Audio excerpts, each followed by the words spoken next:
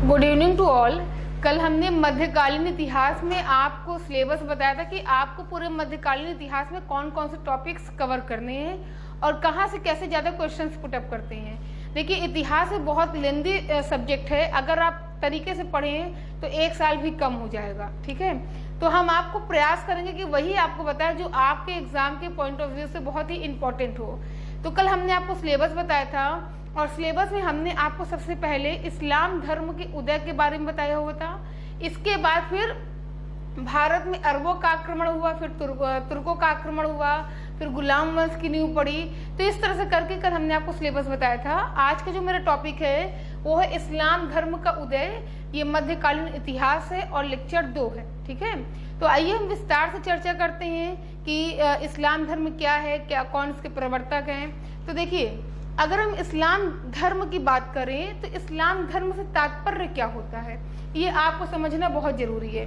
सबसे पहले तो आप एक चीज समझ लीजिए कि जितने भी धर्म के लोग हैं, चाहे वो हिंदू हो, मुसलमान हो, सिख हो, ईसाई हो, सभी धर्म के लोगों को भारत सरकार ने मान्यता दी हुई है। और किसी भी धर्म के लोगों को आप गलत नजर से बिल्कुल मत देखिए, क्योंकि कोई भी धर्म खराब बिल्कुल नहीं होता है। ठीक है, तो आइए हम बात करते हैं इस्लाम धर्म का उदय।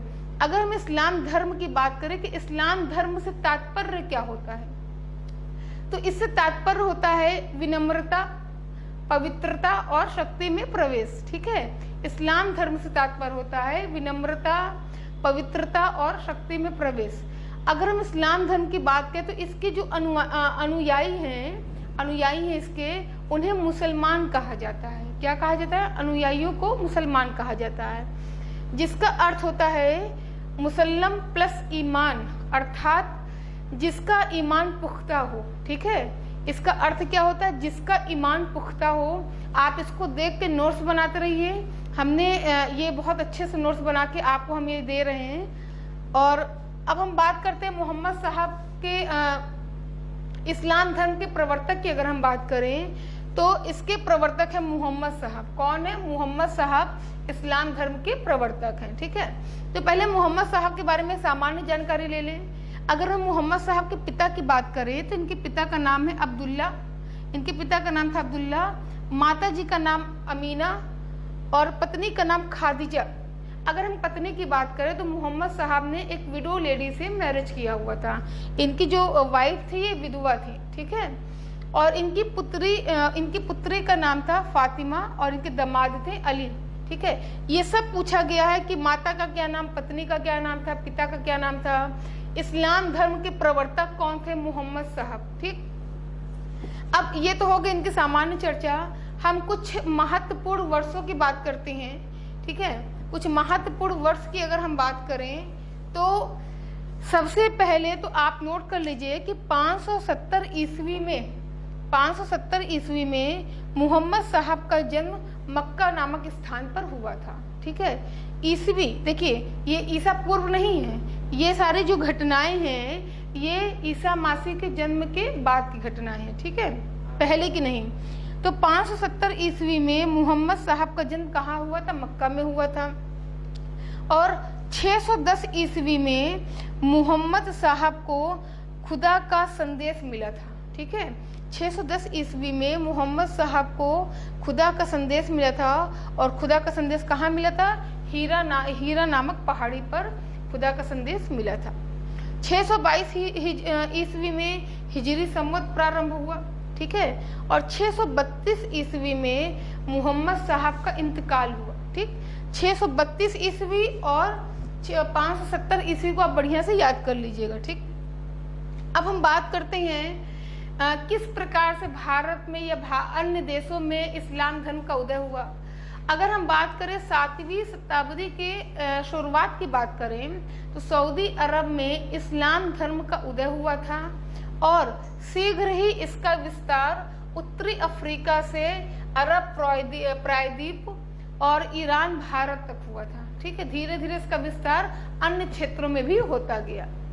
इस्लाम की अगर हम इस्लाम के बारे में बताएं तो इस्लाम केवल एक ही ईश्वर पर भरोसा करते हैं। ठीक है, इस्लाम एक ही ईश्वर की उपासना पर जोर देते हैं। ठीक, और वो ईश्वर का नाम क्या है? अल्लाह। ठीक है।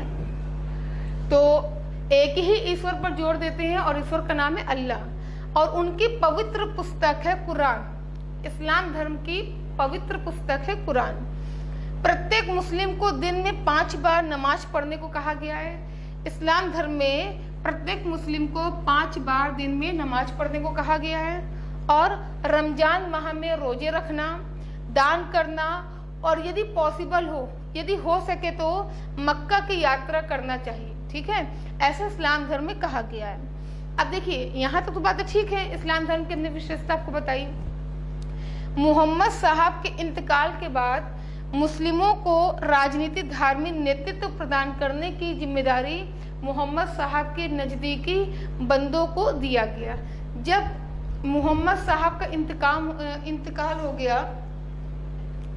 इंतकाल हो गया तो जो मोहम्मद साहब के द्वारा धर्म चलाया गया था, इस्लाम धर्म, तो उस धर्म की जो जिम्मेदारी थी वो नजदीकी बंदों को दिया गया।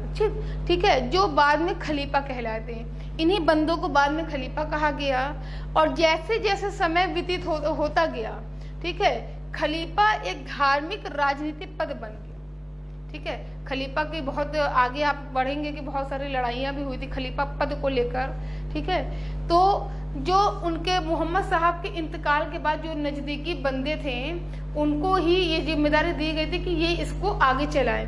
ठीक, और जो खलीफा कहलाते हैं, समय व्यतीत होने के बाद खलीफा एक धार्मिक राजनीतिक पद बन गया। ठीक है, जिसका संचालन इस्लामिक साम्राज्य करता था। ठीक है, जिसका संचालन इस्लामिक साम्राज्य करता था। तो इस्लाम धर्म का टॉपिक हम यही कंप्लीट करते हैं, और आपके पेपर में इस्लाम धर्म से संबंधित इससे ज़्यादा और कोई भी सवाल नहीं आएगा। आप इसको सारी वीडियोस को केवल 2 बार देखिए, नोट्स बना लीजिए। जो भी क्वेश्चंस आएंगे वो आपकी वीडियो से इसी क्लास में से आएगा। ठीक है, तो आज के लिए इतना ही। इसके आगे की चर्चा हम करते हैं अगले क्लास में। Okay, thank you.